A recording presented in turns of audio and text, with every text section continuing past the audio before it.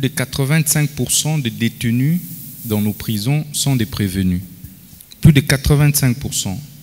Et ils y passent comme ça des années et des années. Donc, les désengorgements massifs que vous voyez, qui frisent parfois les scandales, sont dus entre autres à la situation chaotique que nous avons trouvée seulement au niveau du système carcéral. Dans quel cas on peut arrêter, on peut envoyer un citoyen en prison? Je dis bien en prison. Dans quel cas? Combien de temps faut-il prendre entre l'instruction préjuridictionnelle et la fixation de l'affaire devant le juge naturel? Combien de temps le juge doit prendre pour pouvoir prononcer sa décision? Lorsque un citoyen se dispute avec un autre directement en prison, on a l'impression de régler le problème lorsqu'on envoie quelqu'un en prison. Les enfants, n'en parlons pas. Des mineurs que moi j'ai trouvés en prison, mais c'est horrible. Un enfant de 12 ans, un enfant de 10 ans, vous l'envoyez à Makala. Est-ce pour le corriger? Je ne pense pas. Vous détruisez simplement l'avenir de cet enfant-là. Lorsque le chef de l'État déclare en son temps que la justice congolaise était malade, moi je dirais que c'est plus que malade. Lorsque le peuple ne se retrouve plus dans la justice qui est rendue, n'est-il pas opportun de pouvoir tous nous remettre en cause? Parce que l'état dans lequel j'ai trouvé les secteurs de la justice est déplorable. Pas de fondation, pas de base, tout est à refaire. Vous voyez vous-même les différentes faiblesses, entre autres, de notre système pénal d'incarcération. Pour votre information, plus de 85% des détenus dans nos prisons sont des prévenus. Plus de 85%. Et ils y passent comme ça des années et des années. Donc, les désengorgements massifs que vous voyez, qui frisent parfois les scandales, sont dus entre autres à la situation chaotique que nous avons trouvée seulement au niveau du système carcéral. Dans quel cas on peut arrêter, on peut envoyer un citoyen en prison? Je dis bien en prison. Dans quel cas? Combien de temps faut-il prendre entre l'instruction préjuridictionnelle et la fixation de l'affaire devant le juge naturel? Combien de temps le juge doit prendre pour pouvoir prononcer sa décision?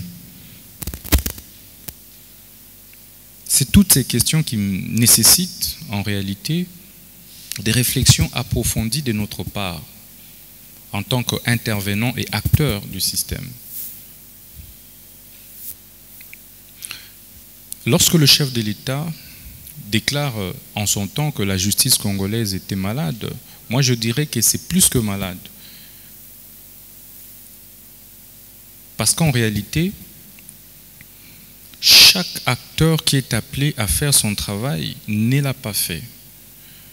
Les peines alternatives, est-ce qu'il n'y a que les peines d'emprisonnement ou d'incarcération? Non.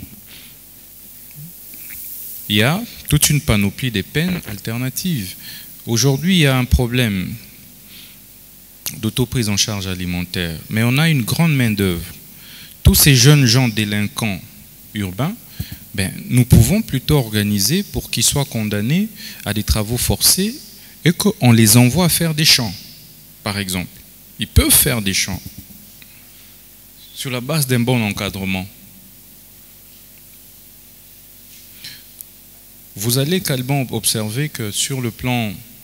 Donc ça, c'est la défaillance de notre système pénal en général.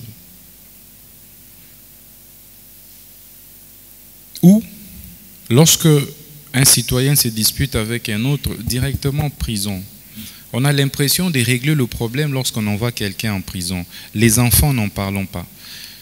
des mineurs que moi j'ai trouvés en prison, mais c'est horrible. Un enfant de 12 ans, un enfant de 10 ans, vous l'envoyez à Makala. Est-ce pour le corriger? Je ne pense pas. Vous détruisez simplement l'avenir de cet enfant-là.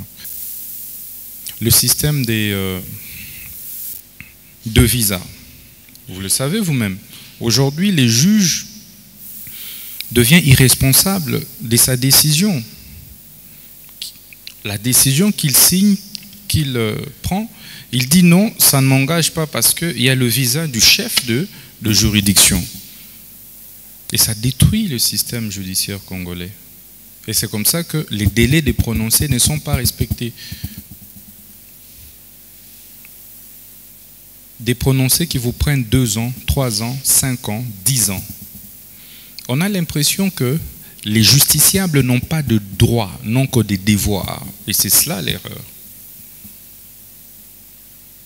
Pourtant, la justice est rendue au nom du peuple congolais. Mais le représentant du peuple congolais par excellence, c'est le chef de l'État. Et cette justice est rendue, est exécutée au nom du chef de l'État. Mais lorsque le peuple ne se retrouve plus dans la justice qui est rendue, n'est-il pas opportun de pouvoir tous nous remettre en cause?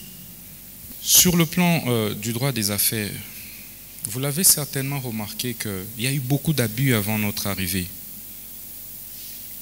Je recevais des plaintes tous les jours. Même des collègues membres du gouvernement se plaignaient sur des saisies intempestives des comptes.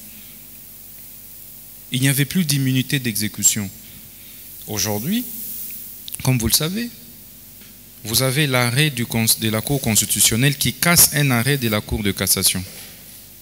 Dans le fond, hein, qui préjuge du fond. Et donc, du coup, le principe de la séparation des juridictions, hein, des fonctions juridictionnelles, les ordres de juridiction, n'existe pas dans la pratique. Le Conseil supérieur de la magistrature, sur le plan maintenant du fonctionnement, le Conseil supérieur, c'est quoi la nature juridique du Conseil supérieur de la magistrature? C'est un flou. Est-ce que la justice appartient à la magistrature seule? C'est des questions de fond que nous devons nous poser. Non. La justice est une question globalisante qui va au-delà de la légalité, la justice. Donc, qui implique tous les acteurs de la société. Est-ce qu'il n'y a pas moyen aujourd'hui que, au-delà de tout, que le Conseil supérieur de la magistrature soit ouvert? Est-ce qu'il n'y a pas moyen de réfléchir froidement sur une réforme? Les lois ne sont pas des tentes dressées pour le sommeil, un peu disait Rouvillois pour les constitutions. Les lois doivent s'adapter aux réalités. On peut réviser une loi autant de fois que possible. Il ne s'agit pas d'une attaque contre un individu. Regardez, est-ce qu'il n'y a pas moyen soit d'insérer le président de la République comme partout ailleurs, en France, en Belgique, partout ailleurs, il est anormal qu'un ministre de la Justice soit en dehors du Conseil supérieur de la magistrature. Ça n'existe nulle part au monde.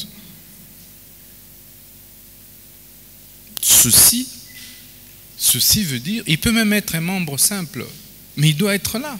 Parce que c'est lui qui est le bras, qui est le pont entre le pouvoir judiciaire et le pouvoir exécutif. C'est comme ça que vous verrez vous-même que parfois les présidents, le pouvoir judiciaire voit directement la première ministre ou le premier ministre à l'absence du ministre de la Justice. En fait, ces désordres-là, ça n'aide pas. On ne sait pas on est dans quel système. C'est pourquoi le gouvernement de la République, par notre entremise, va procéder aux réformes.